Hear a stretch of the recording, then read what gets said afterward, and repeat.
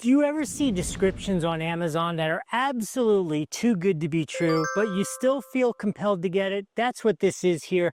I saw this. I was looking for bulk candy for a candy machine, and I came across this, and this should be like the kind that you give out on Halloween. The price was amazing. The images of the candies looked ridiculously good, but it made me very suspicious because in the description, there were no lists of the actual candies. I kind of feel like we're going to open this up and find not real name brand candies in there and be disappointed. But at the same time, if we open this up and I find some like Skittles and maybe Mike and Ike's and delicious kind of stuff that I think I saw on the page, I will be very excited because I'm hungry. I haven't had lunch, and this would be, oh, look, after all that talk, this is Skittles, Laffy Taffy, Jolly Rancher, Welch's, Starbucks, Twizzlers, Smarties, like good old-fashioned Smarties.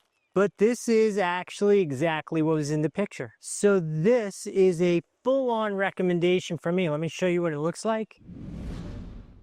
You can't go wrong with this if this is what's going to show up. I was definitely suspicious when I saw that ad, and I was like, doesn't say what candies are in it, but this is all exactly what was in the picture. I got 5 pounds of happiness here. That's all I got to say. If you want 5 pounds of happiness, there's a link here on the screen or down below. Either one works the same way. Helps out the channel a little bit if you would use those. This is not sponsored. I bought this for myself, so please use those. Anyway, if I've added some value, if you were wondering the same thing, you got to give the video a like. You got to follow the channel so you can see more cool stuff like this.